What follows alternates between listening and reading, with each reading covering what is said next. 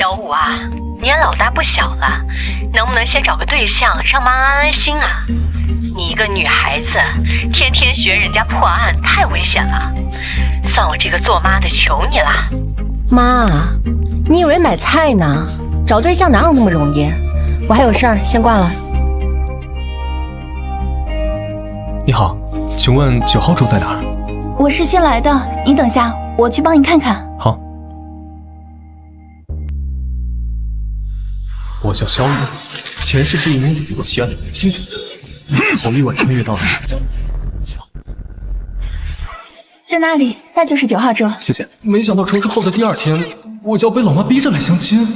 老天爷啊，我才22岁，怎么可能这么早就往婚姻的坟墓里跳？这人间极品啊！老妈这次介绍的对象质量这么高。你是谁？我是来相亲的。你要跟我相亲？是啊，我妈让我来的。你是周阿姨家的姐姐吧？我也不废话了，姐姐长得挺好看的。说实话，我也心动。这样吧，姐姐自己想办法爱上我。10岁人里面，我也只给了姐姐机会。吓到了吧？这么 low 的苦心男一定没见过吧？是不是把你恶心坏了？如果我不接受呢？不接受？我希望姐姐不要不识抬举，会把自己的路走窄的。好啊。什么？你不是让我接受你吗？好啊。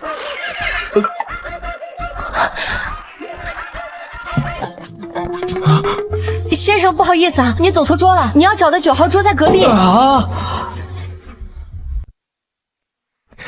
姐姐，看来我们是误会。误会什么了？那个，原来你不是我的相亲对象啊。谁说的？现在是啊。姐姐，我觉得我们可能不适合，你也不要难过。这次的分别是为了我们下一次更好的相见。告辞。要不随便找个人应付一下，刚刚那小子长得还算凑合。小木啊，来大案子了，现在局里人手不够，你赶紧过来帮忙。好的，我现在就过来。你好，我叫肖月。你好，我是……还想跑？姐姐，你要干嘛？我们还没相亲完呢，你跑什么跑？快放开我！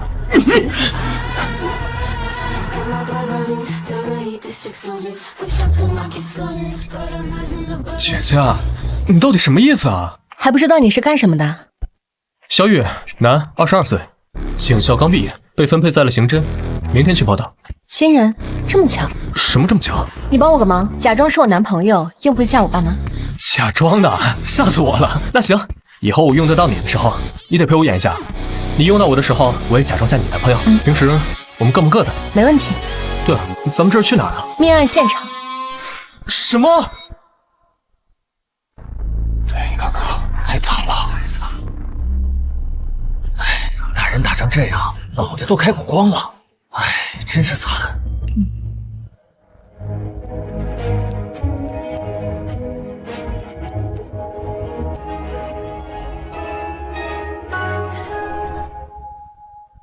小五来了，说多少次了，不要喊我小五。我忘了，应该叫穆警官。你今天这一身可真好看。穆警官，原来他和我是同事，难怪他刚刚在车上说那么巧。这小子谁啊？这里是命案现场，无关人等，赶紧离开。小肖，你不是明天才报道吗？怎么和小木一起过来了？哦，陈局，我们俩刚刚在餐厅碰巧遇到，就带他一起过来了。原来是碰巧遇到的。小肖啊，那你就过来帮帮忙吧。等下你少说话，站在旁边都学着点。是，前世我破案的时候，你还在娘胎里玩水呢。我来介绍，这位是老郭，一队的队长。郭队，抽烟。你难道不知道命案现场不能抽烟吗？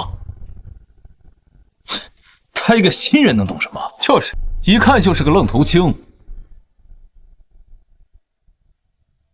没想到重活一世，又当了警察。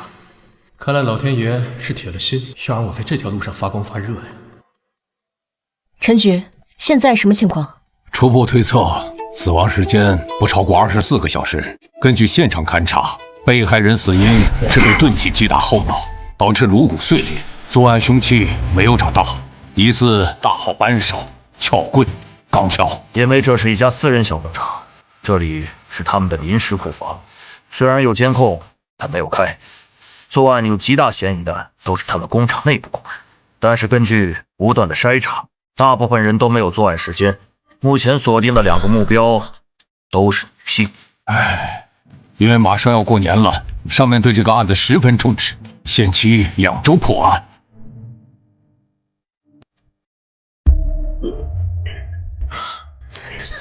小子，第一次看到尸体，吓到我。不对，这不是第一现场。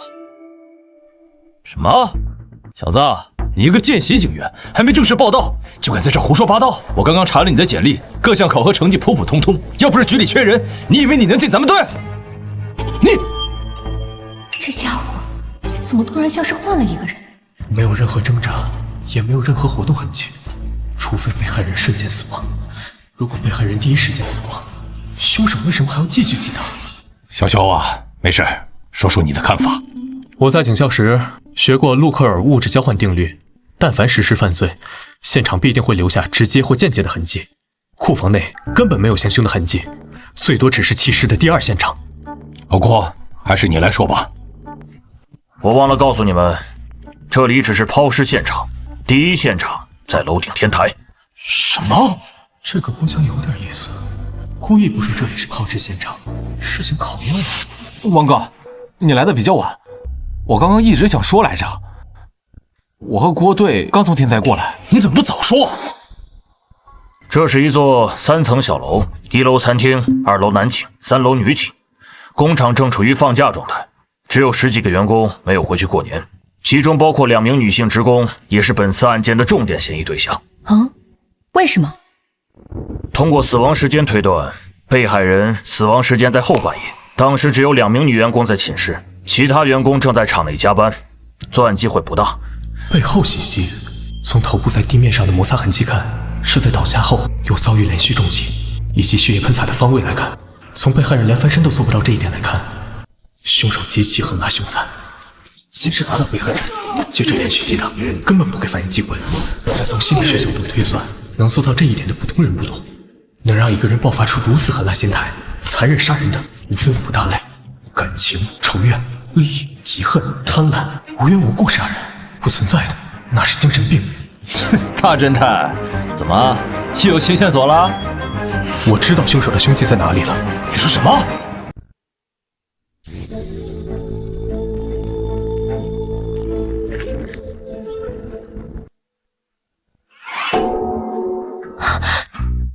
这是凶器？你别告诉我，凶手是用这玩意儿把被害者给砸死的。从目前的情况来看，它确实不太像传统意义上的凶器。真是浪费时间。不可能，难道是我找错了地方？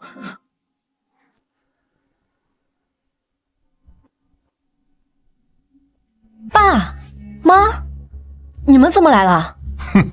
我们要是再不管你，恐怕你连命都要搭在这份工作上了。爸，你说什么呢？小五啊，这工作太危险了，你看看这现场多瘆得慌啊！当初你上警校，我就坚决反对，这好不容易分配下来的文职，你说不干就不干了，现在竟然还学人家跑到现场来破案，今天不管你说什么，都必须跟我回家。小木的父亲是市里有名的企业家，家里很早就给他规划好了人生道路，可小木这孩子偏偏和其他人不一样，他从小便热爱刑侦，又能吃苦，在如今这浮躁的社会里太难得了。伯父伯母，你们好。伯父伯母，你是？我叫萧玉，是小五的男朋友。什么男朋友？男朋友？难怪他们今天会一起过来。不行，不能坐以待毙，我得想办法把这小子赶走。小五，你谈男朋友了？这么大的事儿，怎么也不告诉我们？爸妈，我这不是还没来得及告诉你们吗？伯父伯母，你们放心，有我在，我会替你们2老照顾好小五的。你一个见习警员，拿什么保护我女儿？既然伯父不相信，那我们不妨来打个赌。赌什么？就赌这个库房凶杀案。如果我能在24小时之内将这个案子破了，你们就得同意小五继续做现在的工作。好，我穆天成说话算话，那我就给你1天的时间。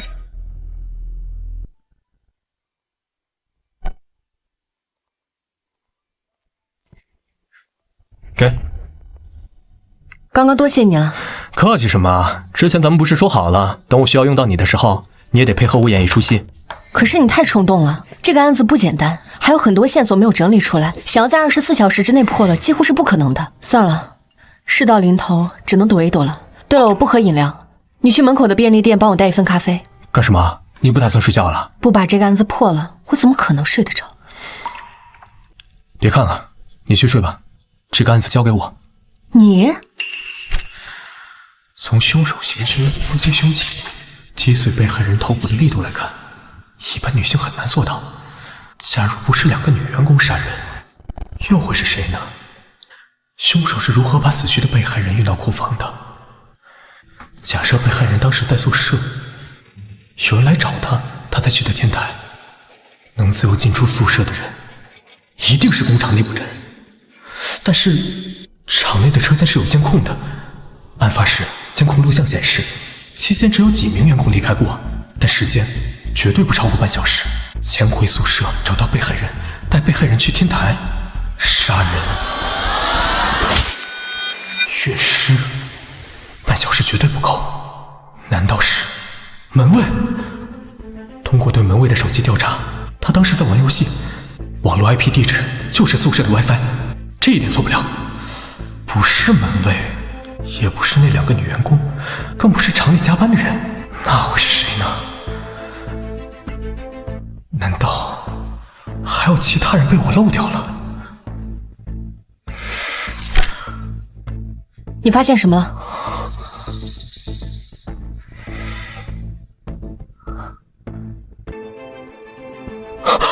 我明白了，我知道凶手是谁了。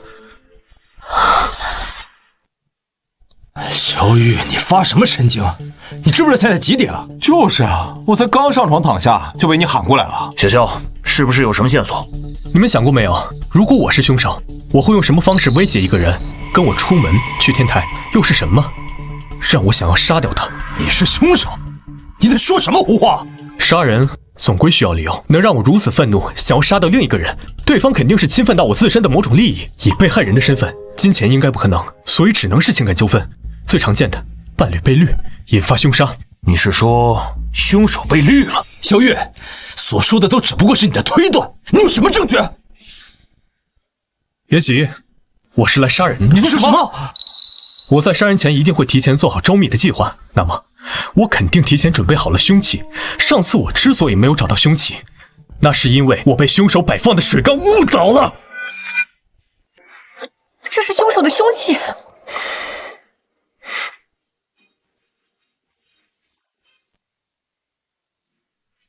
小玉，你不会是提前放了一个扳手在这里面糊弄我们吧？我问你，假如你被绿了，你最担心被害人身上什么地方最容易暴露出线索？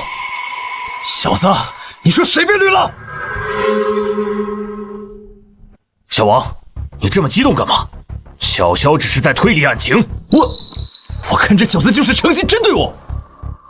小雨，你继续说。换句话说，我要怎么做才能让警察忽略我，不会怀疑到我身上？话语、身份、手机、穿着、家人，不，都不是，这些我都能控制，除了情感。你到底想说什么？其实我最开始已经猜到了，却被我忽略了。凶手能算计所有，唯独不能算计一个人的情感。也就是说，被害人的确把你绿了，对吗？你是说被害人有第2部手机？不错，之所以怀疑他有第2部手机，是因为那个女人应该跟工厂内部某个人有关系。被害人不想被人发现他和该女子的一切，我怀疑这个女人应该比较有钱。只要找到这个女人，我们就能找到凶手。切，说了半天，你不还是不知道凶手是谁？不，我已经知道凶手是谁了。我在等一个电话，电话一到，立刻实施抓捕。什么电话？查到了，被害人母亲名下有2个手机号，注册过2个微信，其中一个微信账号平日大多与亲友聊天用，但另外一个微信号上面只有2个好友，其中一个好友微信还经常会给被害人母亲汇钱，疑似被害人的隐秘账号。朱德西西呢？注册人是王哥，我算是看出来了，这小子就是昨晚一时冲动和人打了赌，但自己又没本事破案，所以拉着我们一起陪他受罪呢。我不等了，马上都下午了，我没时间陪你在这耗着。你等着吧，我回到局里一定如实向上面汇报，让你吃不了兜着走。穆星武啊，穆星武，你到底在干什么？竟然会选择相信一个刚来警局的新人。喂，陈局，可以实施抓捕了。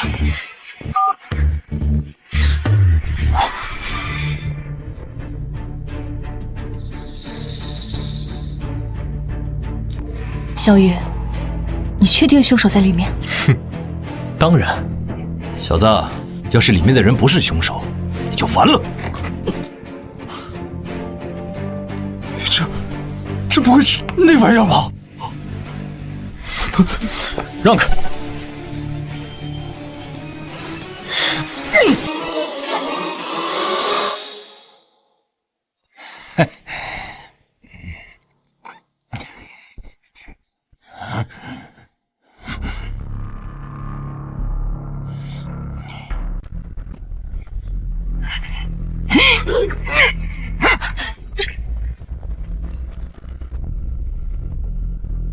别动，不然我开枪了！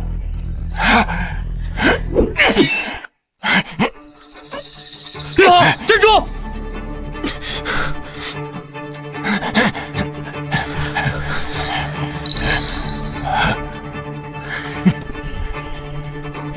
啊，原来还有帮手。两位警官，一个月多少工资呀？卖什么命啊？小雨，躲我身后。真是丢人！一个大男人，竟然还要女人来保护。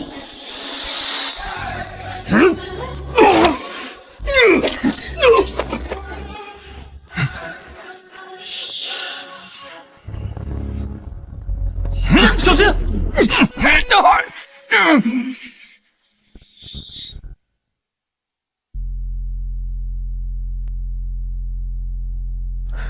你要见我？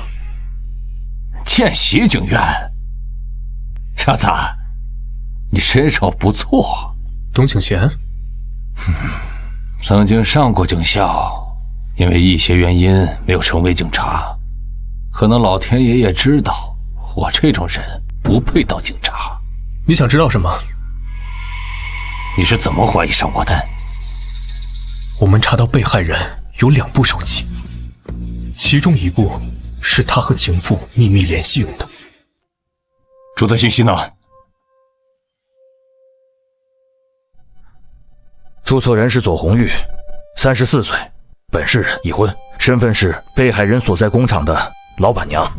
当你们出现的那一刻，我就知道我死定了。只是没想到抓我的人这么年轻。尤厂长，身为男人，我可以理解你的冲动，但是冲动并不能成为你犯罪的理由。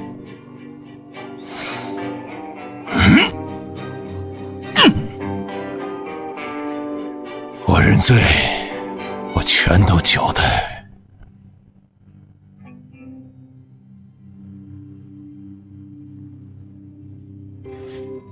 耶！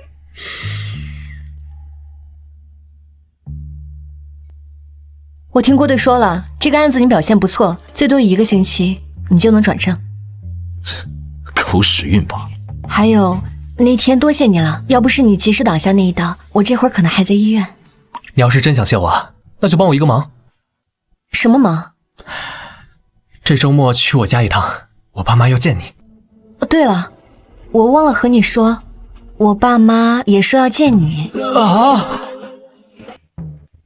真是太巧了，没想到我们还是校友。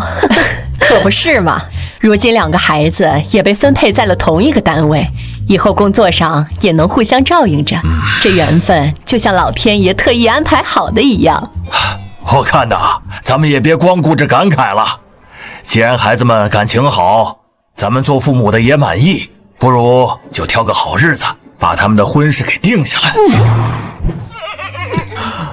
老萧说的对，早点把婚事办了，咱们两家人也能更亲近。好啊，天成，你倒是说句话呀！人家老萧两口子都表态了。我没意见。小萧这孩子年轻有冲劲儿，像我年轻的时候。姐，你倒是说句话呀！好啊，那就结婚吧。啥？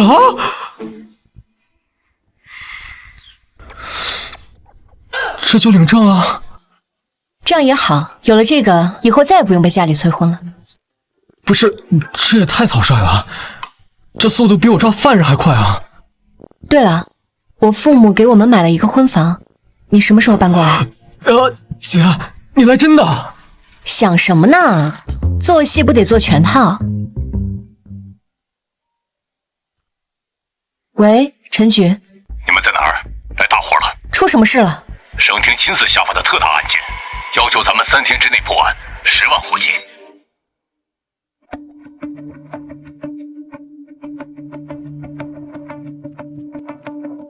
你们可算来了，先看卷宗吧。这么多！死者是一对小夫妻和一个婴儿，一家3口，死得太惨了。一家3口的皮被完整剥下，还被钉在了墙壁上，画成了一幅画。因此，这个案件的代号是血肉之画。真是个变态。有嫌疑人吗？嫌疑人叫何巧，是被害女性陈芳的前男友。案发时他就昏睡在现场。被害男性，也就是陈芳的老公冯军，生前是嫌疑人的好友。不错，通过现场指纹、DNA、凶器、短信以及作案动机，查出了一套完整的证据链，坐实了嫌疑人的身份。但是因为案件太大，加上嫌疑人极力否认犯下的罪行，所以上面替我们申请了一套测谎仪，要求我们3天之内给出结论。这还用省什么？这案子明显就是仇杀呀！嫌疑人和陈芳有过感情纠葛，又和冯军是好友。虽然不是被绿，但这种心爱的女人和自己的好兄弟好上了的剧情，有几个男的受得了？监控呢？监控看了没有？不是小子，你以为你是谁啊？上个案子算你运气好，你还真把自己当神探了？监控看过了，除了嫌疑人外，没有拍到其他人。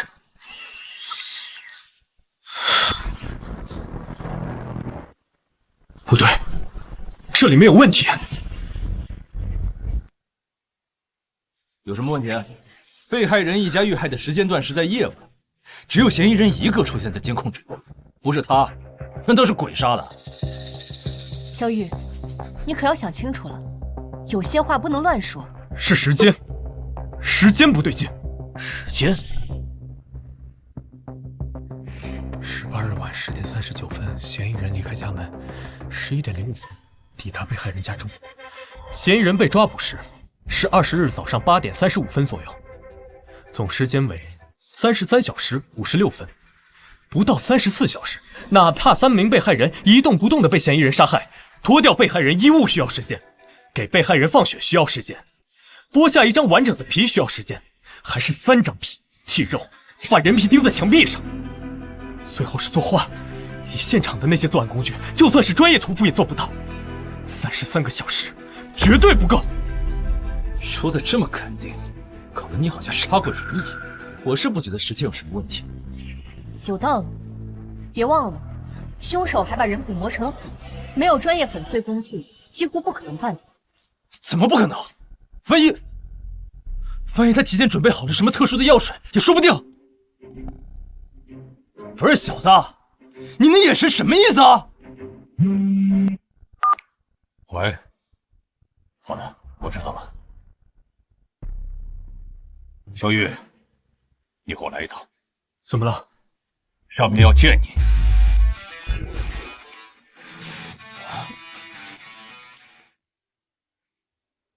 见到上级时，不需要我教你怎么做吧？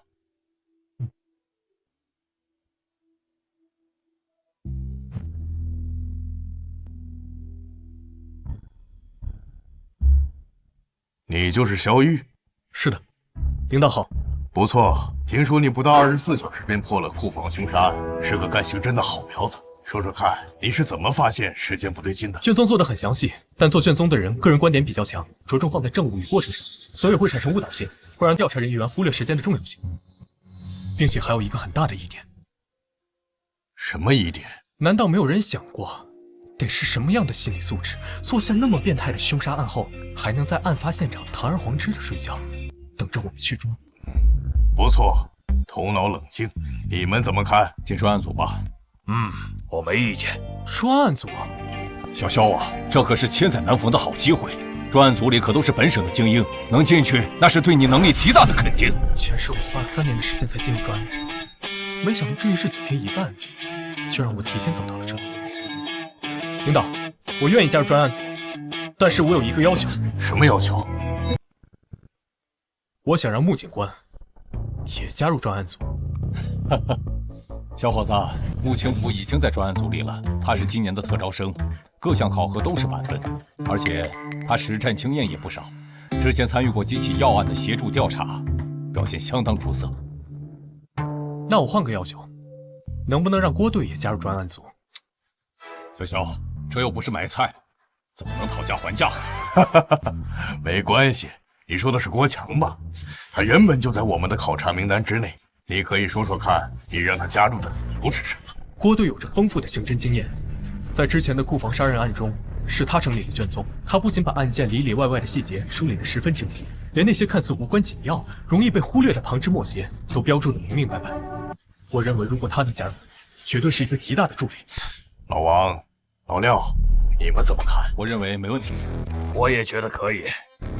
行，那我现在正式下达通知。从今天起，你们便是专案组的一员，要求3天之内查出血肉之花案的真凶。是。等一下，我反对。有意思，这时间点掐得如此精准，像是提前知晓会议进程特意赶来的。小牛啊，你突然反对，总得有个理由吧？专案组的组建是为了尽快破案，时间紧迫，可不能随便添乱。我提议可以测试一下他的能力，看看他有没有这个本事。陈局，那就是牛鹏，这次专案组的负责人。不错，他就是本省的明星警探刘鹏。早在警校的时候，他便协助市里破获过多个要案，那起名动全国的连环纵火案，他只花了1个星期的时间，便找到了凶手。可以说，他就是未来的警界之星。小女，你的狗屎运用完了，看他这次怎么想的。赵队，我觉得这不公平。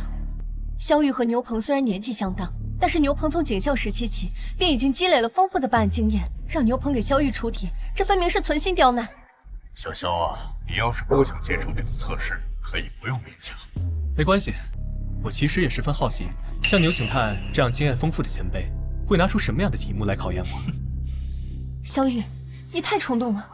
其实这不算坏事，刘鹏说的对，以萧玉的资历进入专案组，一定会有很多人不服。但要是萧玉能通过测试，那可就是凭真本事堵住了所有人的嘴。就凭他？原来是这小子搞的鬼，竟联合牛鹏给我使绊子。可惜呀，他们打错了算盘。前世里我什么大风大浪没有见过，能难倒我萧玉的人，恐怕还没生出来。哎，赵队，你看这事闹的，无妨，年轻人嘛，有竞争是好事。这里有10张照片，我给你1分钟的时间，你需要从这些照片里找出本案的嫌疑人。牛鹏，你什么意思？你这不是故意刁难人吗？卷宗里只记载了嫌疑人的一些基本信息，仅凭这些怎么可能知道他长什么样？而且你只给了1分钟的时间，这根本就是不可能完成的任务。哦，是吗？想认输也可以，只要当着大家的面承认自己没能力进专案组，以后别再打这个主意，这测试就不用继续了。既然萧神探没意见，那么测试现在开始。嫌疑人何小，男29岁，本市私企员工，身高1.78米上下，偏瘦。卷宗上的信息只有这么多。第1张照片，身材过于魁梧，明显不符合条件。第2张照片，人倒是挺瘦，可身高目测只有1.7米出头。第3张照片，身高和体型都合适，但皮肤粗糙，与描述不符。时间到，怎么样，大侦探？找到嫌疑人了没有？完了，这1分钟过得挺快啊，一眨眼就过去了。萧月，愿赌服输，你可别在这死撑着，浪费大家时间了。我们还要去破案呢。你急什么？谁说我输了？哼，都到这份上了还嘴硬？那你说说，嫌疑人在哪儿？嫌疑人就在这里。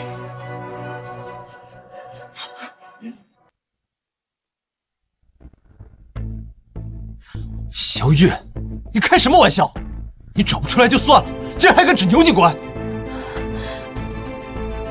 嫌疑人就在他上衣的口袋里。你是怎么知道的？啊？什么？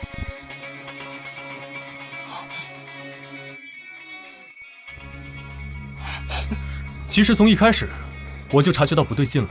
为什么？你太过自信了，我瞎猜有1/10的概率，你却毫不担心，还总望向口袋。我确定，真照片就在你身上。牛警官，你还有什么话说？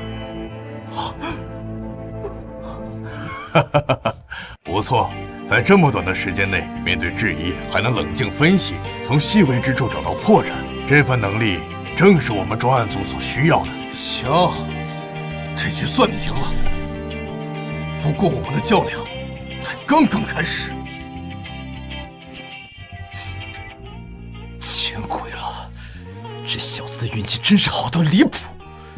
好了，时间紧迫，抓紧行动，你们只有3天时间。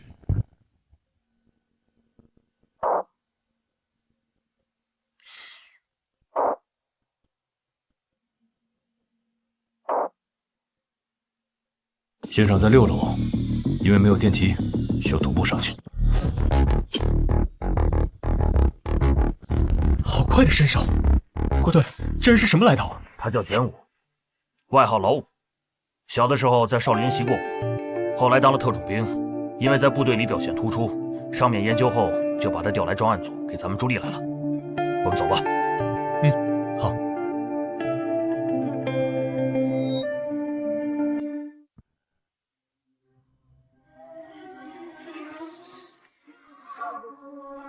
不行，味道太大了。这面墙已经处理过了，上面的画是用油漆重新画，没想到味道还是这么重。可以啊，照理说，警校才毕业的见习警员，这种场面都受不了吧？吴哥，在警校时我专攻尸检，尸体见过不少。画的是地狱之门。地狱之门在西方文化里，象征着生与死的界限，是罪恶灵魂堕入无尽痛苦的入口。不可能，除了被害人一家3口和嫌疑人，我肯定有别人救我。可是现场竟然找不到一点有人介入的痕迹，这科学吗？不学，那可太……你是不是在想，如果何晓不是真凶，那么真凶是怎么进来的？你有线索了？我没有线索，因为我压根就不觉得有什么第五人。何晓就是一个智商极高且心理素质极好的变态。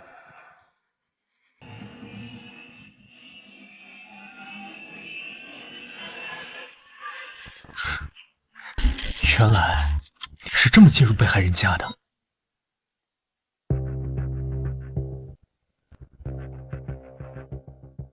有发现？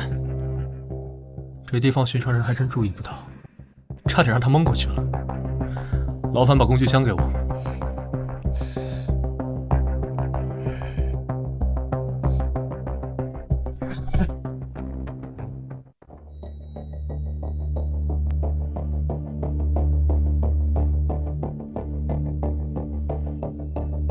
这是……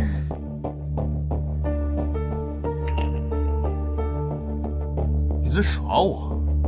这就是你找到的线索？我明白了，凶手是通过这个小洞进入的现场。还是五哥聪明，我来解释一下。凶手先是利用手钻在这上面钻个小孔，再利用一根钢丝将门打开。这个凶手最高明的点在于，居然把自己钻开的那个小洞用同样颜色的塑胶条堵上，不留下任何痕迹。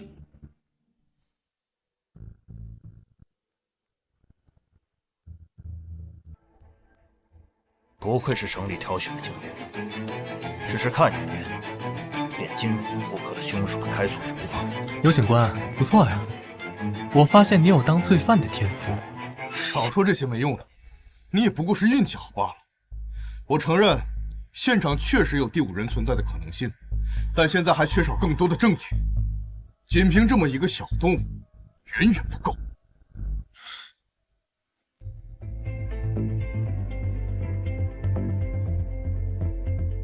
小雨，你去哪儿？去看守所见嫌疑人何晓。警官，我是冤枉的。我知道。你说你知道，那你们为什么不放了我？何晓，你别激动，我们现在还处于调查阶段。虽然你声称自己冤枉，但目前案件存在诸多疑点，我们需要进一步深入调查来核实情况。你们想问什么？问吧。这起案件的被害人一共3人，男被害人是你过去的好兄弟，女被害人是你的前女友。去被害人家里前，你是接到前女友给你发来的短信，短信内容是：何晓，你不是想知道我为什么会跟了大军，现在过来找我？我告诉你，没错吧？对。而后你离开家，去到被害人的家。当你到了被害人的家里，刚到，你的钱出现状况，前来后，警方已经到场了。是的，就是这样，警官，你们一定要相信我。一个正常人怎么可能昏睡33个小时？迷药，或是其他药？奇怪的是，血液化验也没有在嫌疑人身上找到使用药物的痕迹。如果真有一名凶手对嫌疑人做了什么，他又是通过何种手段，或者说，是嫌疑人自身通过对其身体和过去病历史的调查，嫌疑人的身体很健康，幼时有一段时间精神上出现过问题，但很快被治愈。我认为目前破案的关键在于找到凶手行凶的凶器，把人体组合磨碎成粉末，一般的工具很做不到。现在太晚了，明天吧。明天我们再去现场看看。行了，都到那儿休息。明天我们继续。小刘，把何晓带走。是。那个姐，我先撤了，明天见。不准走，和我去婚房。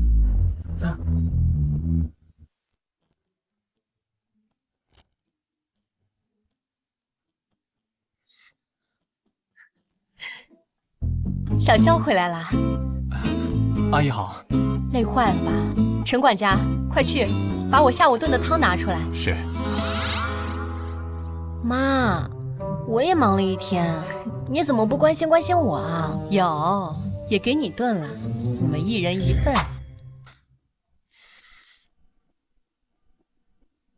姐，你确定我们今晚睡同一个房间？我也不怕告诉你，门外现在至少安排了5个保镖，你要是出得去，大可以试试。难道我的第一次就要交代在这里了？想什么呢？等下我睡床，你睡地上。怎么突然这么热？不对，你妈炖的汤有问题。千算万算，没算到我妈居然在2份汤里都下了药。那怎么办？门外有人守着，我们根本出不去。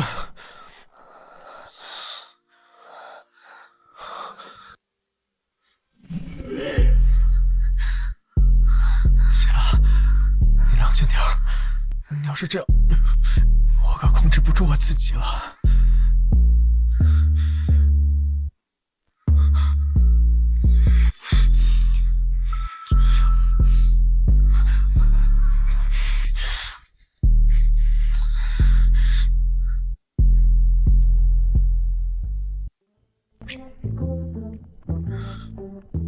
小肖，你的黑眼圈怎么这么重啊？昨天没休息好？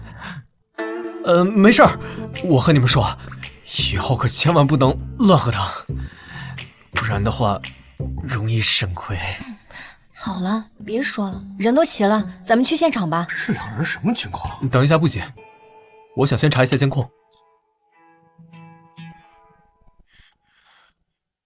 有什么发现？暂时没有。等一下，暂停！你们看，他的身形和走路姿态是不是很奇怪？而且都晚上8点了，他还在小区里晃悠。一般环卫工人这个点早该结束工作下班了。确实很可疑。抱歉，我不这么认为。这个工人的年纪至少在50岁以上，我认为他不具备在短时间内悄无声息完成如此复杂犯罪行为的能力。萧玉，你这就是嫉妒，这么快就锁定了嫌疑人，怕我抢了你的功劳吧？牛警官，我只是就事论事，你要是真觉得他有问题，你就去查他好了。行，那咱们就打个赌，要是我查出来这个环卫工人就是凶手，你就得脱去这身衣服。没问题。好，愿意和我一起查这个人的，跟我走。小肖，你别多想，我只是觉得那个环卫工人确实很可疑。没关系，我理解，咱们都是为了破案。你们去查环卫工人，我这边也会从其他方面入手。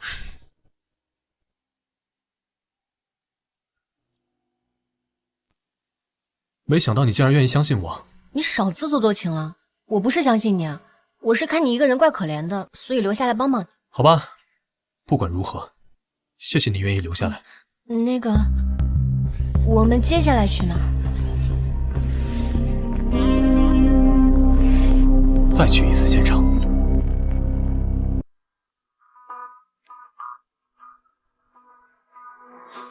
不对，之前一定有什么线索被我们忽略了。如果我是凶手，我策划这起有预谋的变态杀人案，需要什么步骤？制定完美作案计划，准备好作案工具，熟悉被害人家区域，计算好作案时间，设计好陷害何小的过程，起码需要3天到1周的时间。踩点是不可缺少的环节，也是最浪费时间的。没错，踩点至关重要。凶手在踩点的时候肯定会留下一些蛛丝马迹，要不我去周围找找看，看看有没有什么有用的监控。等等，如果我是凶手，那么我为什么会知道嫌疑人何小的手机，并且能模仿出女被害人的口吻，发出那条短信？是因为我太熟悉被害人一家与何小，我和他们是什么关系？同学？朋友？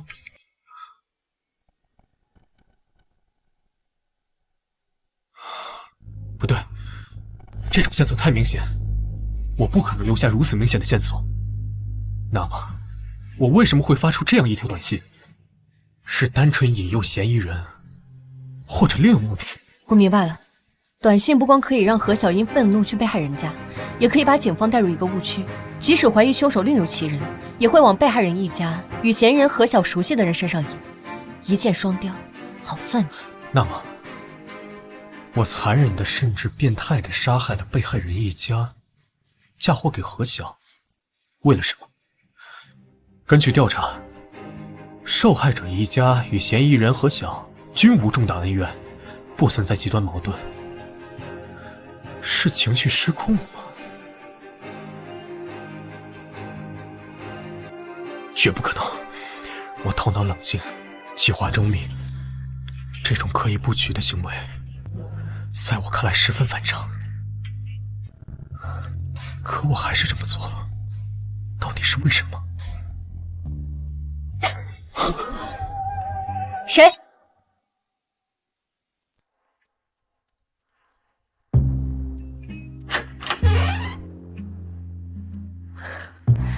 原来是你这个小家伙。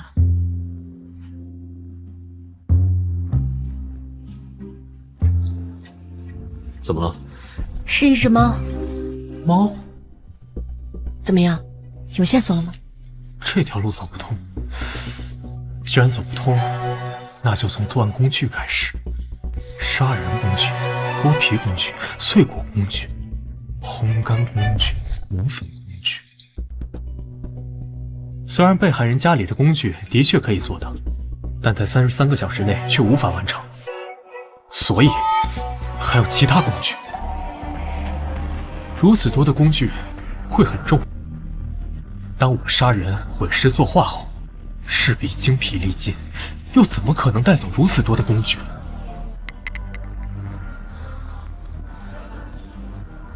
如果留下，会被警方找到线索。不，不用带走他们，只需要把他们藏在警方不会注意、不会发现、轻易不会想到的地方就好。难道是小区化粪池？不，带着他们出去，很容易被小区监控看的。那会是什么地方？猫喜欢攀爬，在黑暗中行不自如，常常出没于一些隐蔽的角落。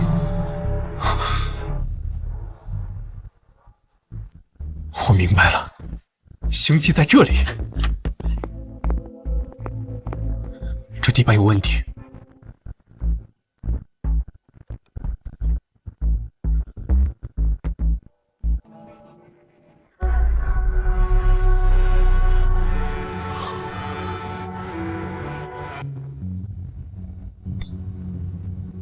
小肖啊，干得好，你又立功了。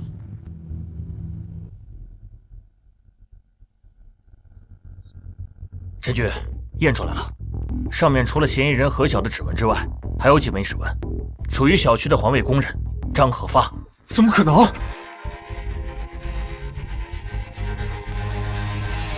喂，好，我知道了。牛棚那边传来消息，说他们已经抓到了嫌疑人张可发。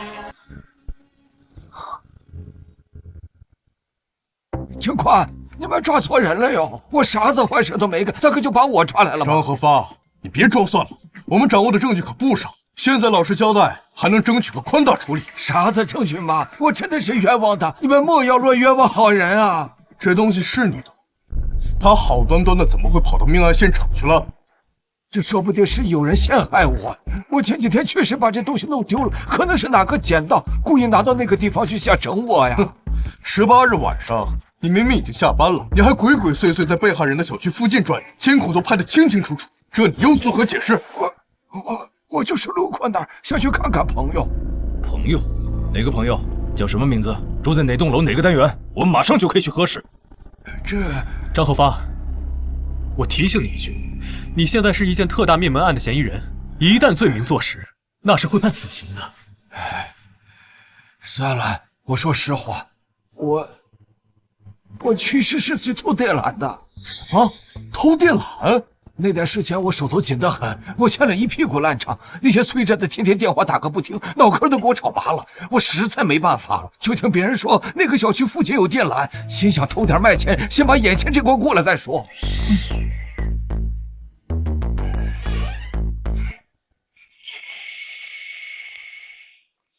我刚刚查了，案发当天被害人小区的电缆确实是失窃了。此外，第2天嫌疑人确实是还了一笔欠款。线索又断了。可恶！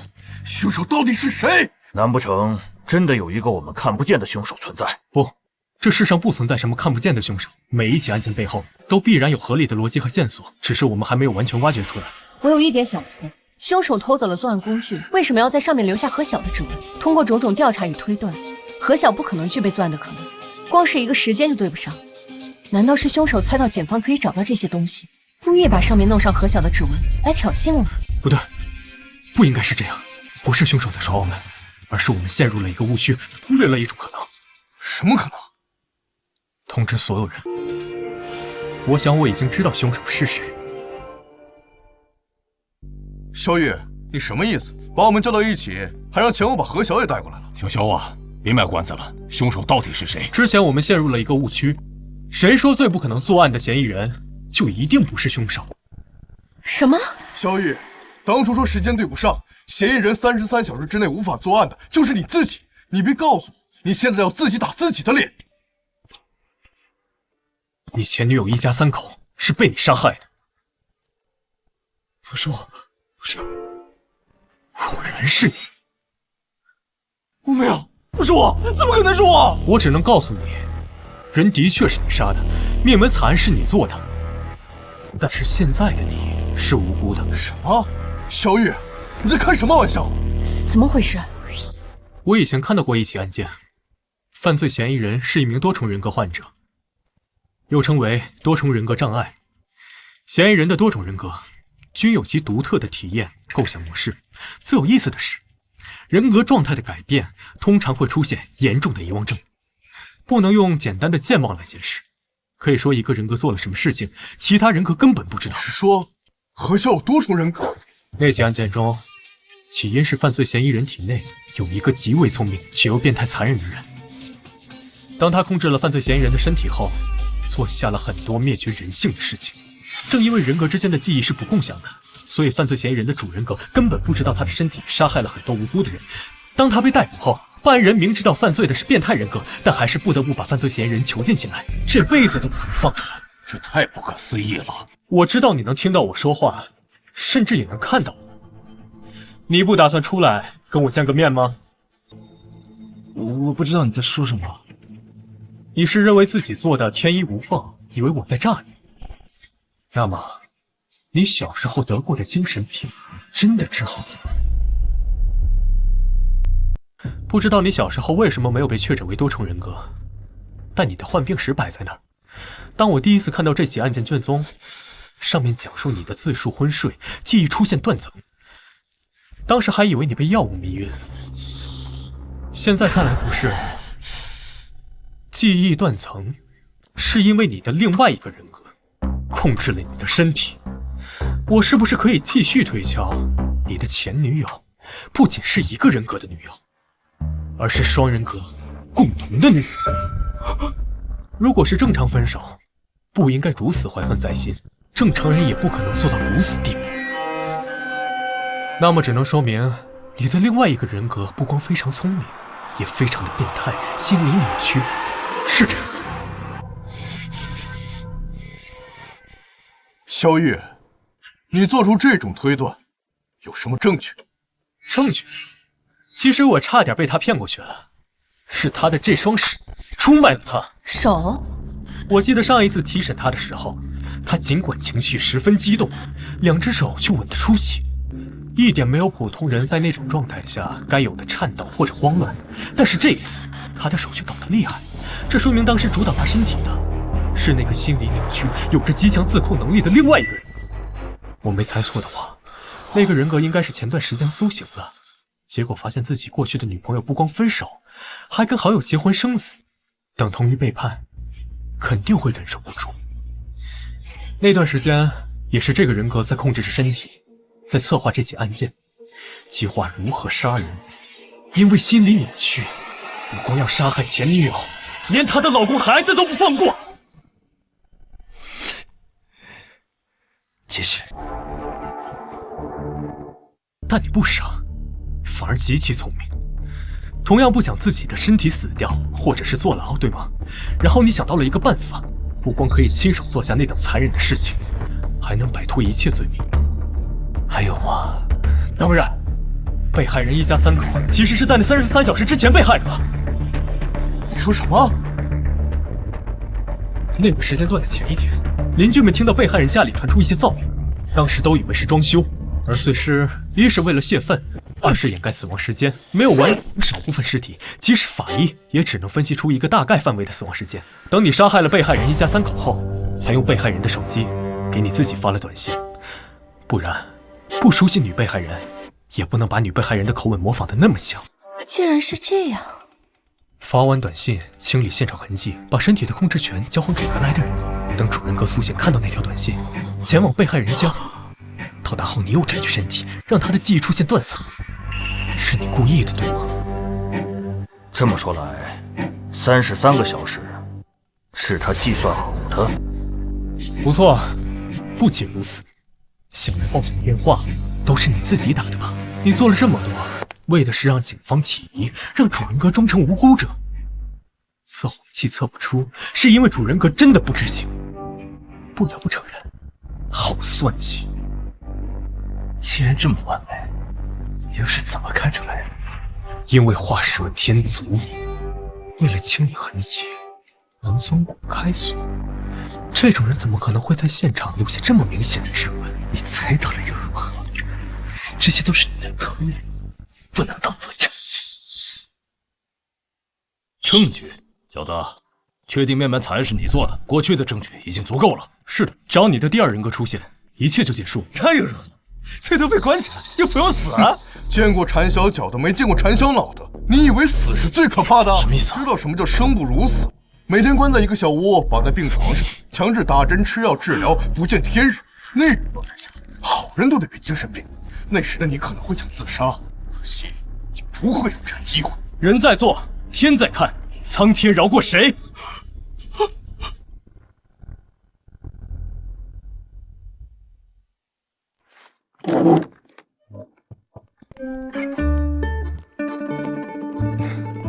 领导好。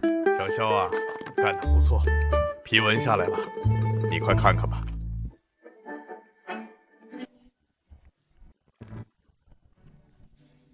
1级警员，晋升速度也太快了，仅仅一个案子便连升3级。对了，你的个人3等功也下来了，经过商议，决定让你去省里参加一个表彰大会。赵队，这幸福来的也太突然了。小伙子，好好干，我们都看好你。行了，我们要回省里了，这个月25号记得来海市报道。好的，领导。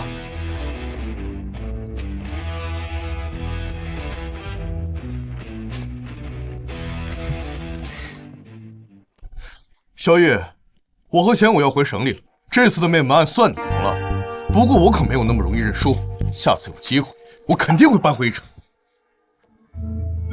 行，等着你。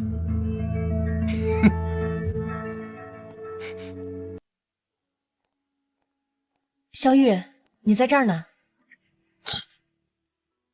怎么了？我爸妈准备了家宴，庆祝你这次破案立下大功，还邀请了你爸妈一起过来。啊！咱妈不会又动了他吧？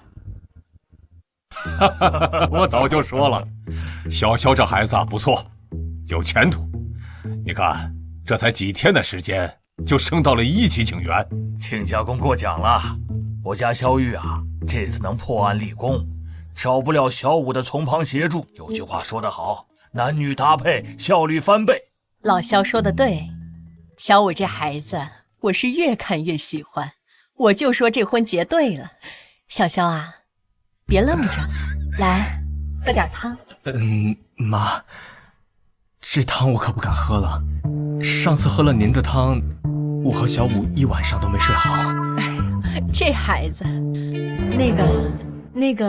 上次那个可能是那汤太补了，你身体一下子适应不了。这一次我特意调整了配方，肯定不会出现那种情况了。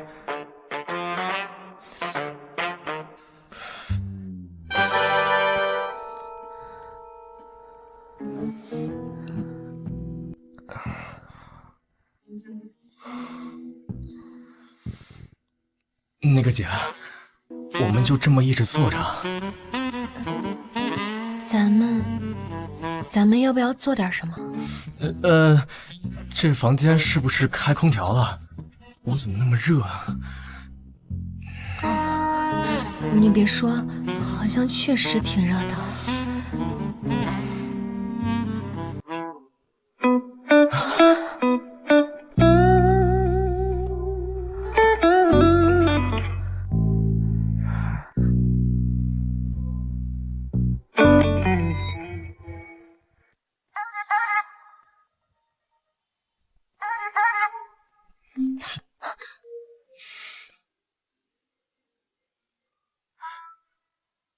喂，谁呀？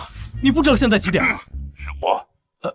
陈局，怎么了？这么晚打电话是出什么事儿了吗？城北那边发生了一起盗尸案，已经1个月了，案件毫无进展，上面很生气，想让你接手看看。好，我马上过来。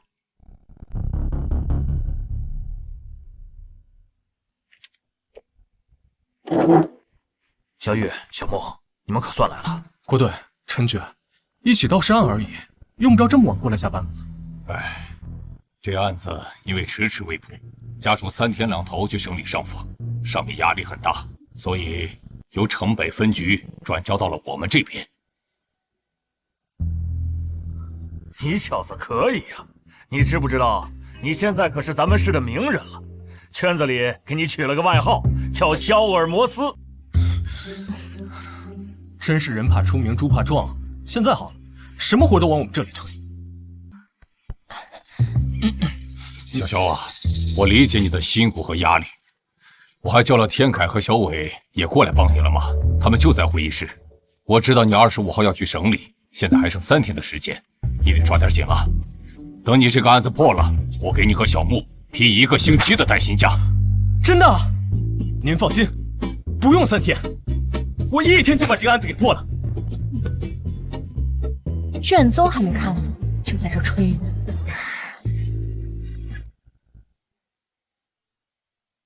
王哥，这卷宗是你整理的？不错，你放心。我虽然之前确实有点看你不顺眼，但我这人公私分明，这卷宗我可是按照最高标准整理的，每一个细节都抠得死死的。那就好。这上面说，死者出车祸因抢救无效身亡，后开完死亡证明，移送火葬场进行火化。整套操作都没有什么问题。巧的是，死者的儿子是学医的，因为给其父亲更换骨灰坛，发现自己去世父亲的骨灰颜色不对，结果通过化验，死者的儿子发现其父亲的骨灰竟然变成了猪骨灰。是的，因为死者家属发现死者遗体可能在火化时被调包，已是半年后，火葬厂方拒不承认调包，反过来起诉死者家属敲诈勒索。这要怎么查？火葬场的确有监控，但火化的过程却没有监控。到时，一些特定机构的确存在收购尸体现象，虽然价格很高，但都是正规渠道。要么死者是那种无亲无故之人，要么就是死者家属同意把遗体捐赠，国家会给予补偿。还有一种，一个人在生前自愿死后捐赠遗体的。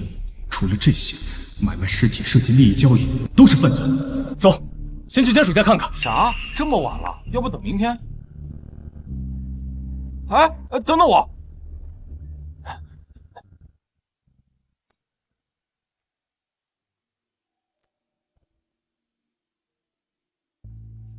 谁呀？你好，警察。进来吧。请坐吧。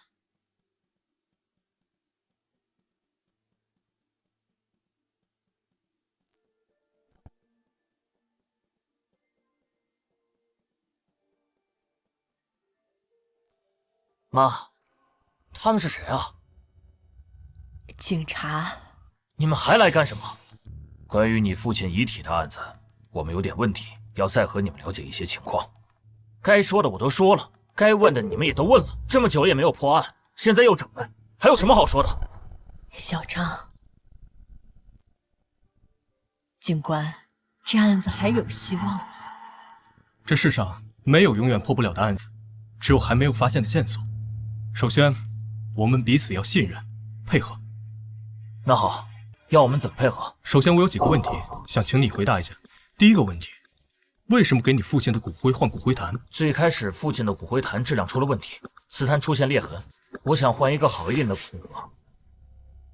好。第二个问题，一般人可做不出给自己亲人骨灰化验，当时你是怎么想？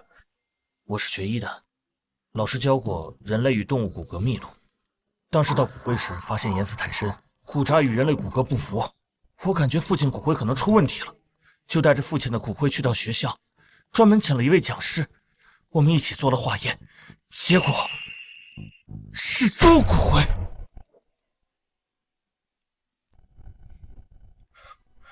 行，我就这2个问题，时候不早了，你们早点休息吧。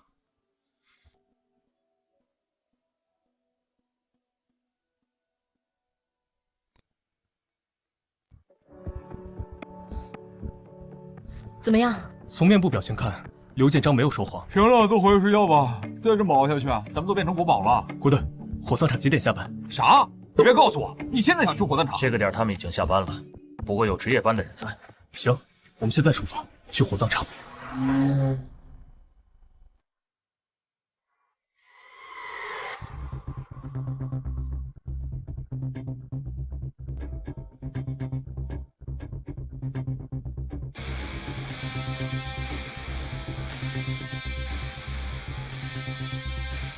你累了的话，就换我开。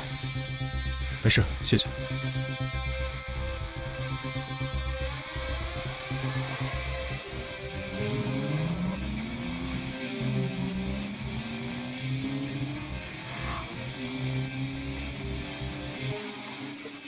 当年死者遗体曾进入殡仪馆，直至送进内室房之前，全程都有家属陪着。化后帮人把骨灰拿出来，家属让会装进骨灰坛运回家，故此再不会在这个过程内被人掉包。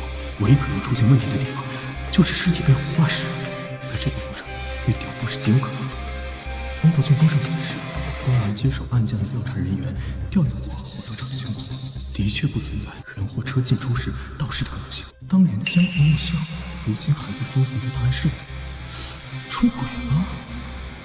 人的尸体火化后，化成猪骨灰，魔术敢这么玩，电影敢这么演。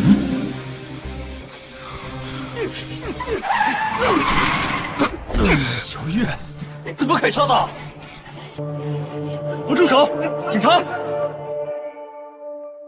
小子，吓唬谁呀？就你还警察？怎么回事？为什么殴打他人？怎么，警察了不起啊？哟，小子，古惑仔看多了吧？敢对警察？双手抱头蹲下！你妈！警察打人了！快看啊！警察打人了！那人有问题，身上一定犯事。站住！你们了，该醒警！这里交给你们，我去追他。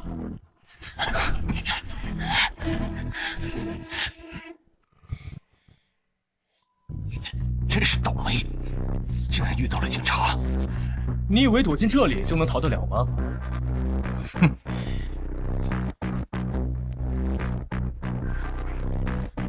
就你一个，对付你，我一个人绰绰，去死！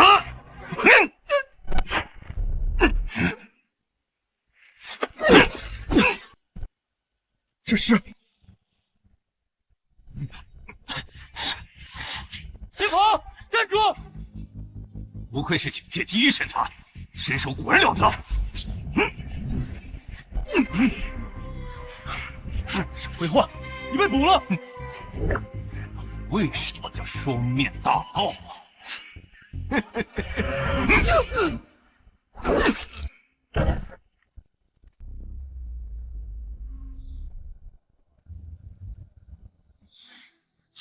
这是你怎么会有这个纹身？小子，带着你的问题下地狱去吧！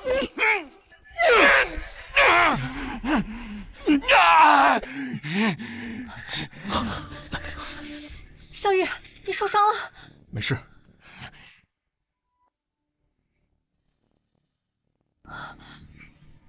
你流血了，赶紧去医院包扎一下。郭队，这个人麻烦你带回去，好好的审一下，顺便问一下他手臂上的纹身是怎么来的。行，没问题。你们来了，怎么样？没事吧？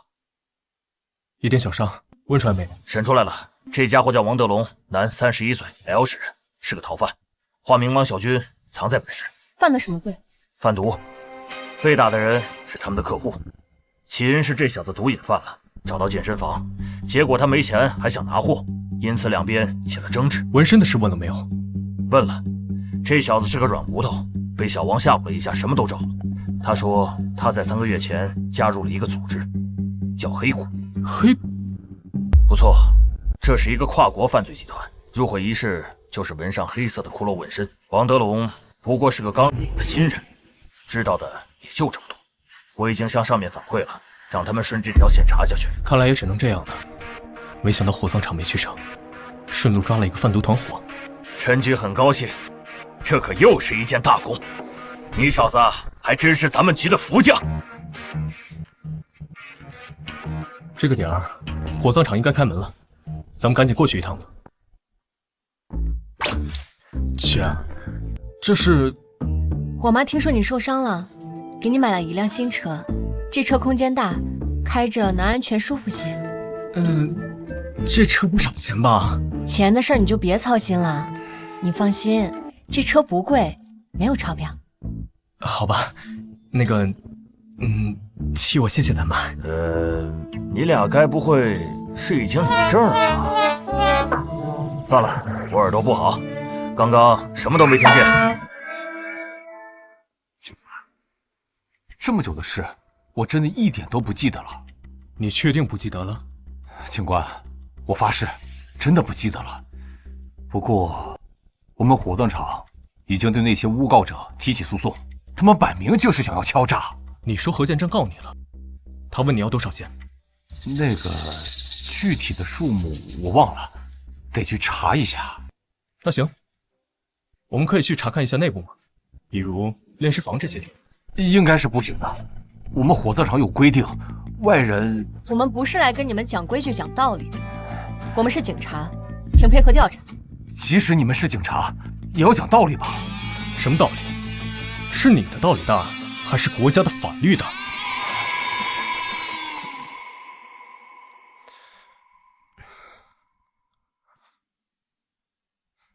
喂，陈局，小肖啊，你是不是在火葬场？对啊，怎么了？刚刚我接到上面的电话，似乎有人不想让我们继续查下去。不过你别怕，我已经和赵队反映了，他说出了事他来扛，你大胆的查。明白。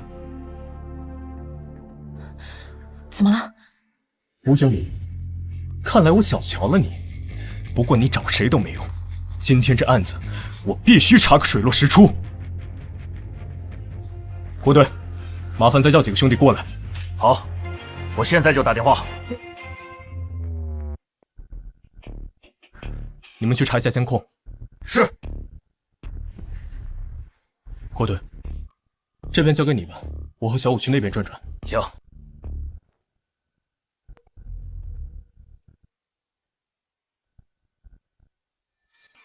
吴经理，你先别走，我还有几个问题需要你配合回答一下。好的。不好意思啊，普通的火化炉最近维修，领导决定最近这段时间都会使用绿色火化炉。会不会很贵啊？放心，不用加钱的，是按照普通的火化计费。同志，请问普通火化炉坏了多久了？是早上坏的。监控有问题。我们查到这个月火葬场每天出车的次数达到了40次以上，远超正常水平。奇怪，不仅出车次数过多，而且还只进不出。难道是干私活？不对，火葬场给遗体火化都是按照流程来，警方有备案，任何流程缺一不可，不可能存在做私活的可能性，这是犯法。除非是全员犯罪。小雨，局里刚刚传回消息，这个吴经理的账户很干净，没查出什么问题。他全部的存款一共9万。好，一个堂堂火葬场负责人，账户存款只有9万块，欲盖弥彰。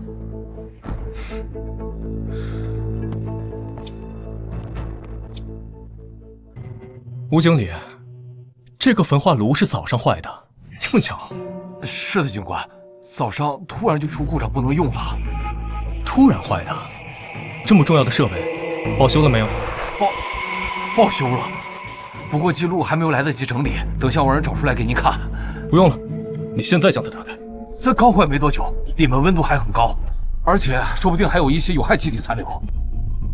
吴经理，你这么紧张，难道里面藏了什么不可告人的东西？警官，你说笑了，我哪敢藏什么呀？我再说一次，将它打开。这，小王，打开吧。啊！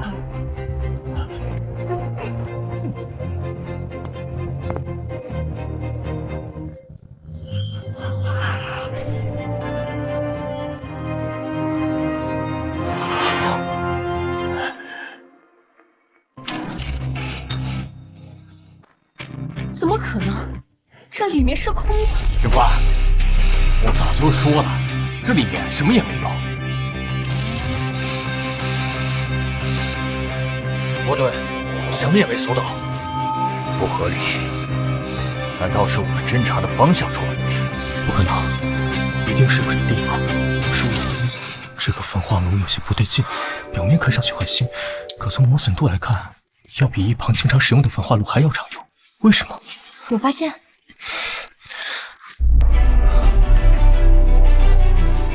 这小子胆子也太大了。郭队，这里面有机关，下面有一个冷藏室。什么？什么？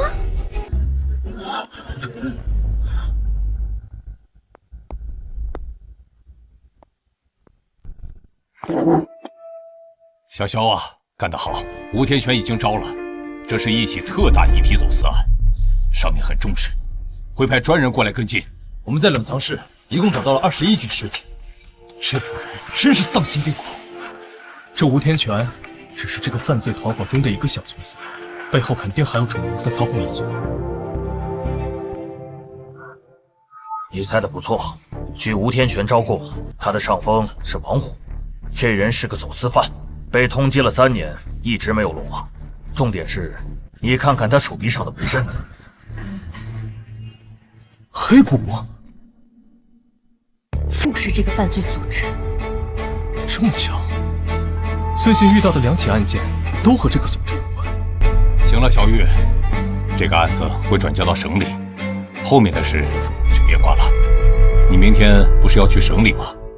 刚好我给你放几天假，你趁着这段时间和小木2个人好好的玩玩。陈一爵，你说什么呢？那个，我可什么都没说啊。行了，你们2个就别瞒着了，局里可都盼着喝你们的喜酒呢。没什么事的话，那我们先撤了。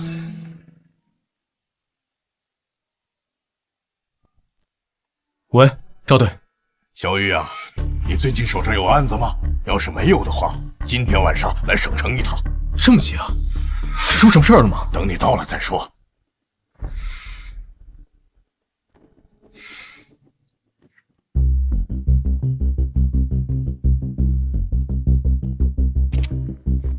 赵队，你们来了。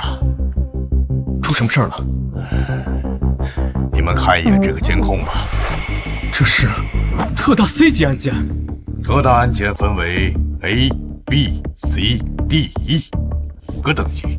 像你之前破获的血肉之患算1级案件，那件尸体走私案涉及上千个尸体，勉强可算是D 级案件。特大 C 级这种案件，听说地方已经没有权力插手了，都是特殊部门来处理。想当初，我只有在警校的课本上才能见到这种级别的案子。不错，这也是我叫你们来的原因。根据监控显示，白衣女子先是诡异一笑，随后用匕首划向自己的脸。案发时，报案人听到一些奇怪的声音，跑过去查看，发现一名白衣女子形如夜鬼，拿着刀划着脸。报案人吓了几个小时后才报案。等警方抵达时，死者早就断气了。第2起案件发生在2022年，出事地点是一个健身房，也是自残。赵队，你别告诉我，这5起案件死亡原因一样，但是却发生在5个不同的城市，而且还是1年1起。你猜对了，5起案件，死者被发现时的死亡场景一起比一起严重，初步判定疑似他杀。因为一个人不可能对自己自残到那种地步，相关部门立刻展开了调查，结果毫无头绪。这案子太诡异了，如果真的是他杀的话，凶手简直不像是人类，更像是某种超自然力量在作祟。赵队，有没有什么可用的线索？我们在5名死者的体内发现了药物残留，具体是什么药物还没有分析出来。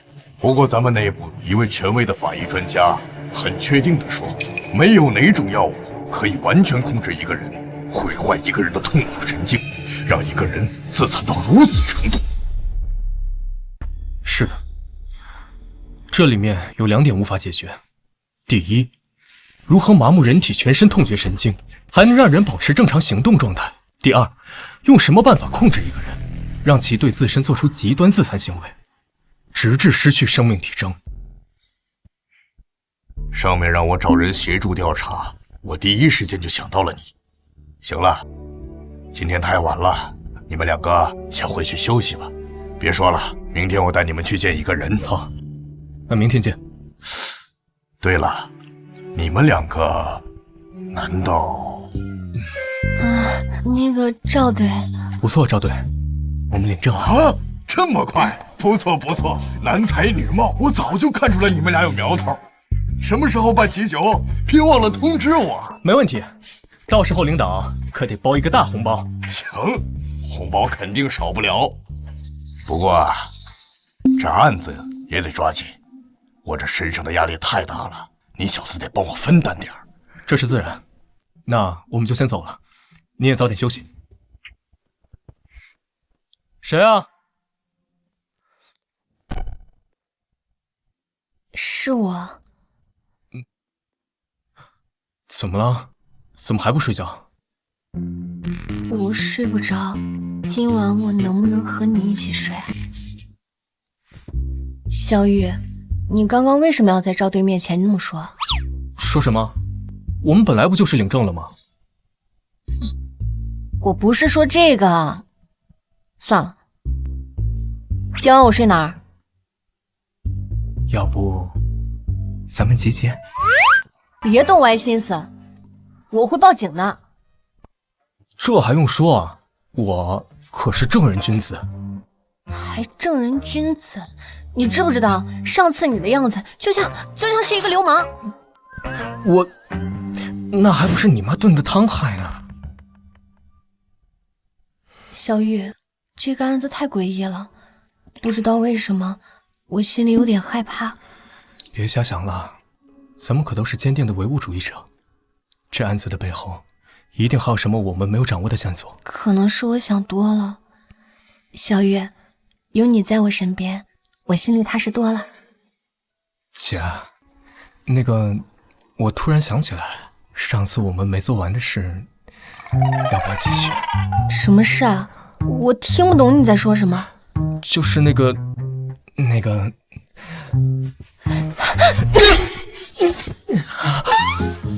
说了，不许动歪心思。今晚你就睡地板，别想再上床。啊！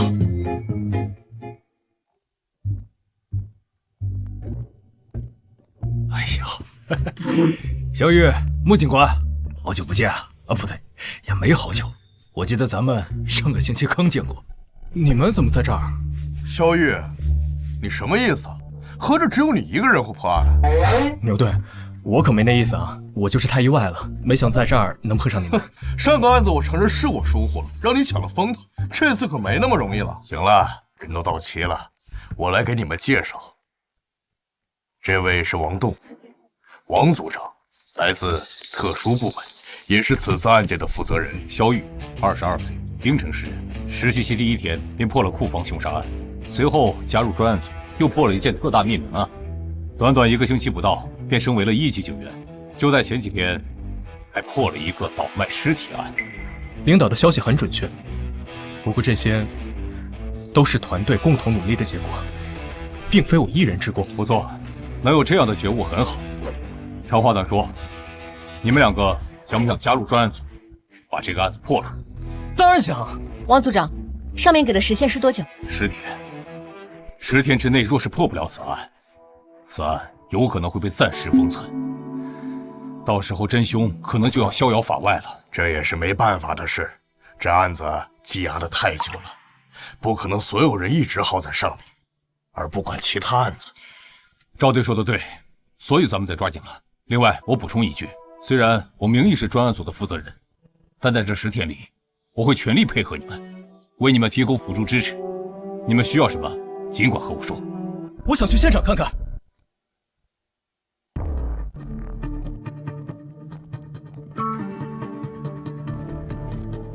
这是当时的现场。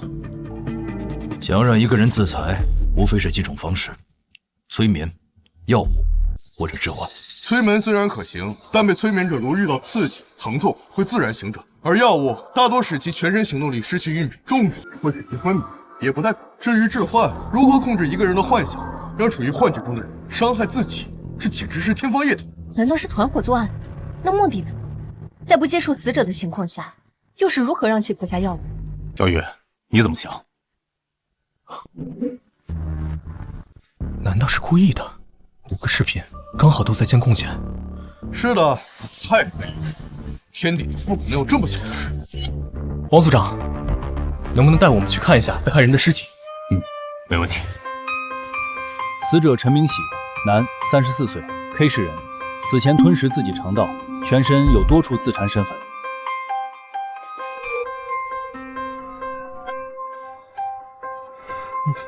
萧月，萧月，好的，你笑什么？你变态啊！你怕尸体？我不是怕尸体，我是怕你。你是不是发现什么了？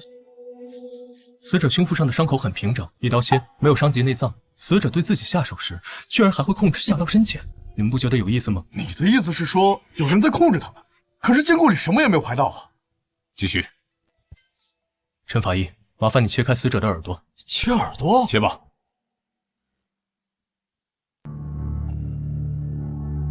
这是莱亚尔金！我们之前竟然错过了如此重要的线索。王组长，我希望你们可以立刻派人去命案现场附近，搜索范围大概是20米内。好，我现在立刻调人。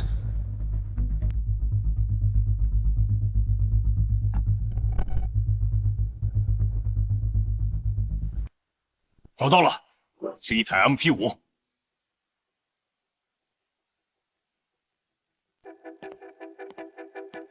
不是手机。蓝牙耳机的接受范围一般不会超过20米。这是在命案现场大概6米远的一个排水沟里找到的。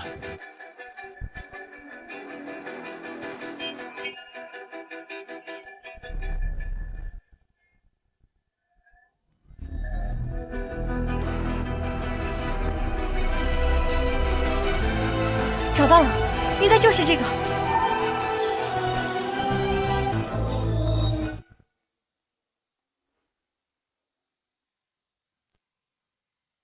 没了，就这？怎么可能？死者一边满脸舒爽的伤害自己，一边听着舒缓的纯音乐。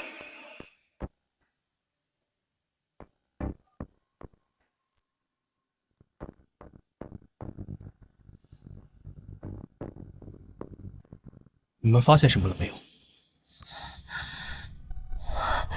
是催眠？不可能！虽然我不懂催眠，但之前我们已经调查过，甚至想到过，催眠绝对不可能做到如此地步。不错，第一，催眠首先要通过尊重、倾听和共情的手段，与被催眠者建立起信任和合作的关系。第二，痛苦会让被催眠者清醒。第三，催眠不能违反被催眠者的心理。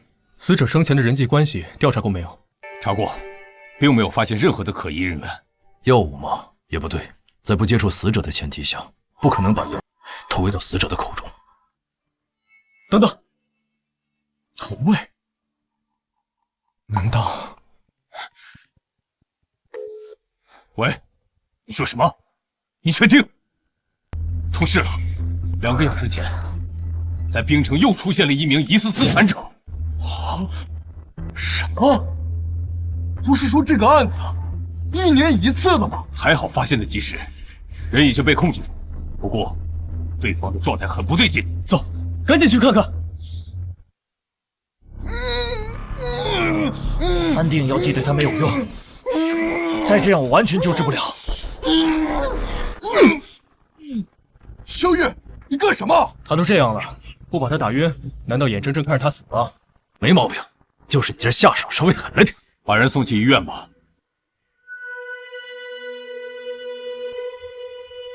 人暂时无法问审，咱们先看一眼监控。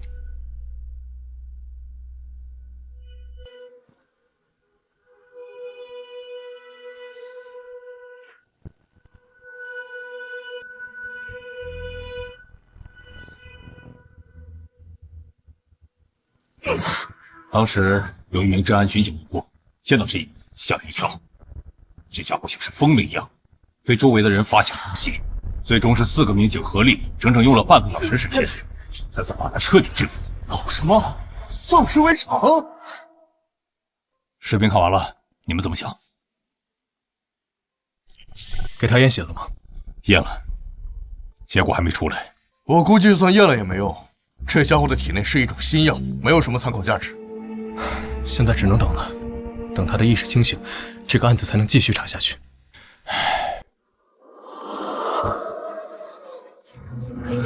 吕心言，还记得昨晚发生过什么吗？伤者精神状态有些不稳，应该是受到了什么刺激。刺激，的确是挺刺激的。知道自己昨晚做了什么吗？为什么会那么做？我不知道。不用担心，你得的可能是一种奇怪的病，不过幸好发现的及时，以后也不会再出现这种状况了。说说你昨天的情况吧，比如说下了班之后做过什么，记得吗？记得，昨天工作完我就回家了，晚上和老婆孩子吃完饭，如往常那样到楼下抽烟，抽了2根烟后，原本准备回家，结果我回到家里，拿起了工具包，走出了家门。等等，遇到了什么？遇到了什么？比如说，遇到了什么人，遇到了什么奇怪的东西，或者遇到音乐、人、东西，的确有音乐。我看到一个小孩在拿着一个音乐盒玩，音乐很好听，很舒缓。对了，听到那音乐的时候，我的身心都好像很舒爽。是什么音乐？不知道，反正很好听。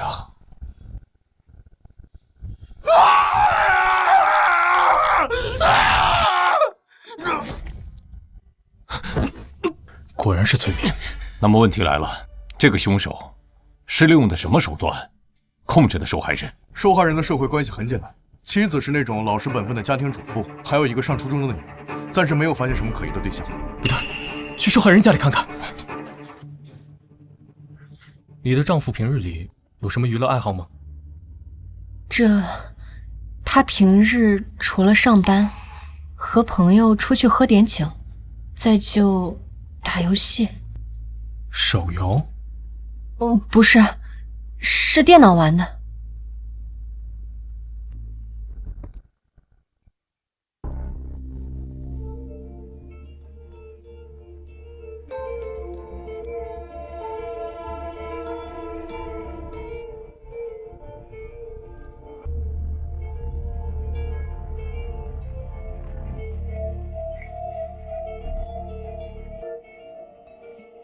这是吕金言的手机，之前调查过，里面很干净。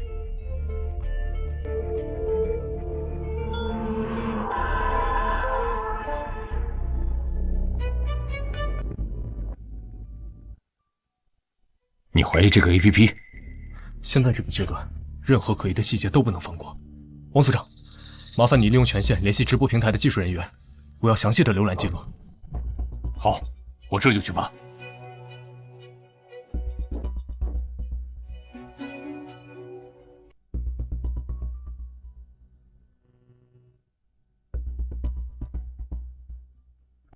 记录显示，吕金言最近半年时间进入该直播间的次数多达100余次，除最开始的几次，几乎是每一次直播间开播他都会出现，但每一次退出观看的时候都会删除记录。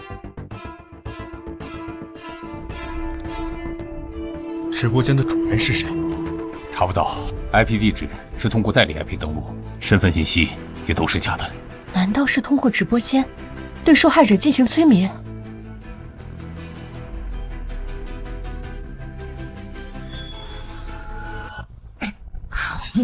线索断了。不，线索。说什么？去找那个拿音乐盒的小孩。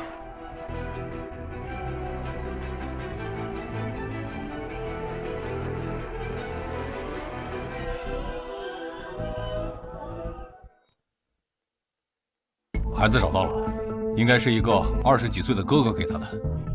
对方的反侦查能力很强，他给孩子音乐盒的时候，正好是小区内的监控死角。通过对小区的监控排查，也没有找到疑似孩子口中的青年。同时，我们也调取了小区外的天眼监控，同样没有锁定到嫌犯目标。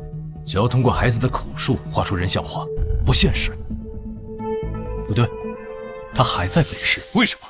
因为他这次的计划没有成功。比如，一个男生和一个女生相恋，到了如期似交、谈婚论嫁的阶段，正当男生高高兴兴地拿着户口本要和女生领取结婚证，结果女生突然和他提出分手，和另外一个男生闪婚。男生会如何？愤怒，或者说是暴怒。是的，越聪明的人越自信，自信多了，很容易衍生出另外几种情绪，这是心理学中几乎不可逆转的现象。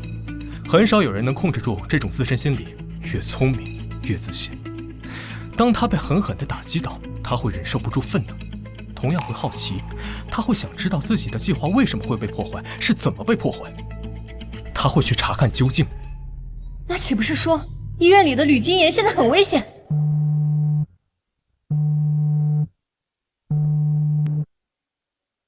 喂，你说什么？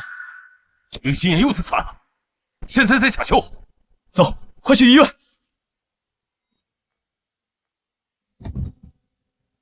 吕金言吃掉了自己2根手指，还用玻璃划开了肚子，基本上是抢救不回来了。什么？可恶！这个凶手把我们当猴子耍！医院到处都有警察，他是怎么做到的？难道是医护人员？不可能，所有的医护人员我们都排查过，不是他们。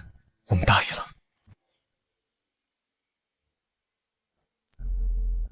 停，就是这里，退回去。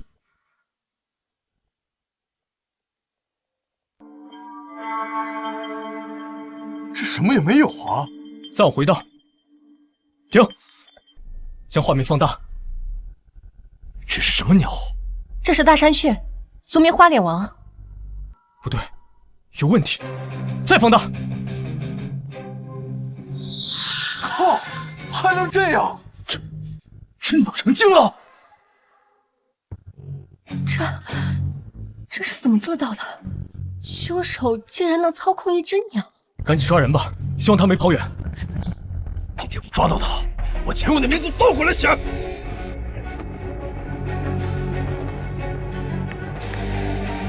喂，是我，赶紧调人过来，将第7医院全面封锁。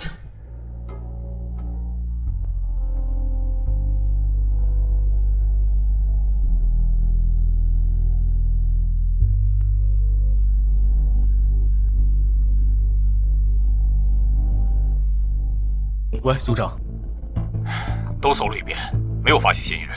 不可能的，我们行动很快，他应该来不及跑。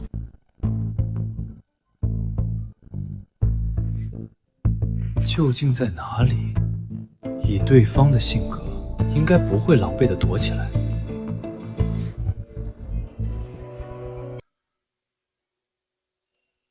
哼。嗨，美女，你好。你在和我说话？我好像不认识你吧？你在看什么？天上的那只鸟是你养的？哼，什么鸟？莫名其妙。身高虽然不对，但可以改变，是增高型。1.8米变成1.7米，去掉10公分增高。你原来的身高是1.7米。再来说身材，男人的衣服本就来比女人宽大，所以突然换装会显得差距很大，对吗？你是不是有什么病啊？你再骚扰我，我报警了。还有一点，你可以利用装扮把全身上下都包裹起来，但是你却忘记了，耳朵是露在外面的。知道拍身份证照片为什么要露出耳朵吗？因为不管脸怎么变，一般人不会改变耳朵。另外，男装时你的胸很平，就是证明你的胸肯定不大。就算你换了女装，也不可能变成一对 D， 只能说明里面藏的东西会是什么？我猜会不会冒出几只鸟？萧玉，你确实很聪明。你认识我？当然，自我介绍一下，我叫何雨。你为什么要这么做？没什么理由，只是好玩罢了。好玩？你知不知道你所谓的好玩，让一个个家庭陷入了无尽的悲痛？这些人做错了什么，要遭受这样的折磨？因为这些男人都该死，他们只会在外面找情人，背叛自己的家庭。我就是要惩罚他们，让他们也尝尝痛苦的滋味。利用药物和催眠来控制你，花费这么大的成本，你的背后不止你一个人吧？你猜对了，萧雨，你3番2次破坏我们的行动，上面已经注意到。你的死期已经不远了。你是黑谷的成员？上一世我们能杀你一次，这一世一样可以。你说什么？萧玉，你就算再厉害，也逃不过命运的轮回。这一世，你依旧会死在我们手里。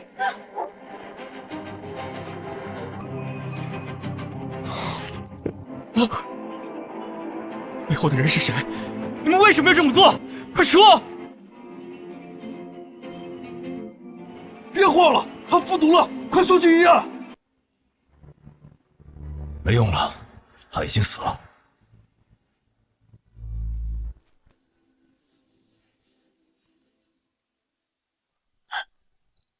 他就是凶手，真没想到犯下如此诡异大案的，竟然是一个小丫头。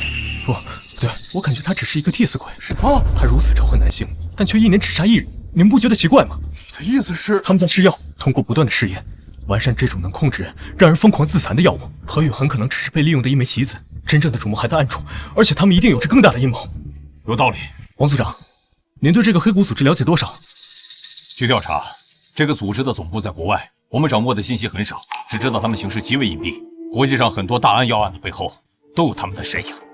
不管他们什么来头，既然把手伸进了龙里，那就休想全身而退。咱们龙可不是他们这些歪门邪道能肆意撒野的地方。老牛说的对，遇到了他们，看我不把这群王八蛋打得满地找牙！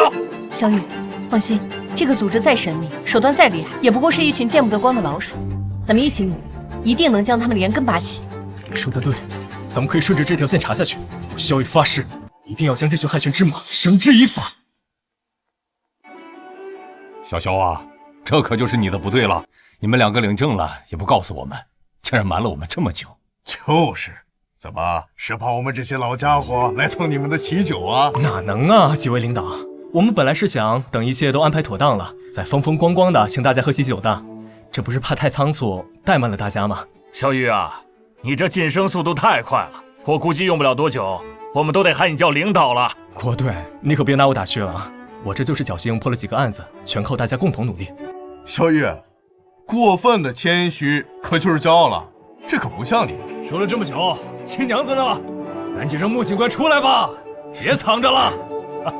你们先聊着，我去喊他。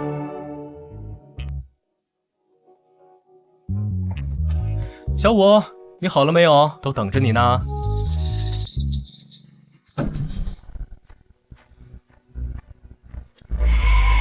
找死！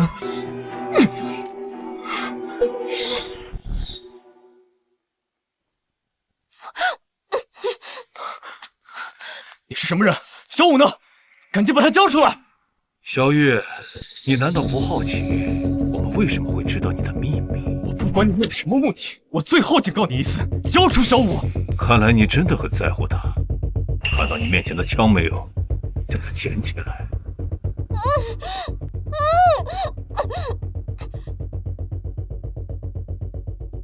我们来玩一个游戏，我数3个数，我们同时开枪，看看是谁的枪更快。只要你赢了，我就把你的女人放了。我是警察，我是不可能和你玩这个游戏。那太可惜了，那么我只能把他杀了。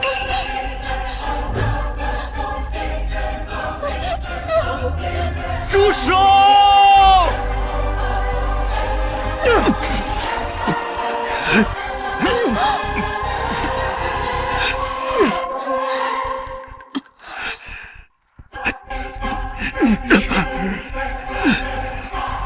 没事吧？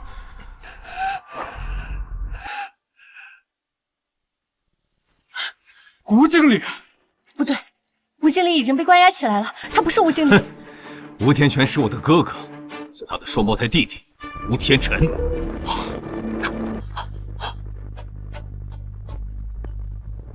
小雨，怎么回事？他是黑谷的人，将他带回局里，好好的审审。好大的胆子，今天还敢来闹事！放心，交给我们。小雨，刚刚他说的秘密是什么意思啊？没什么，我后面会把这件事慢慢告诉你的。现在咱们有更重要的事情要去做。什么事啊？当然是去结婚。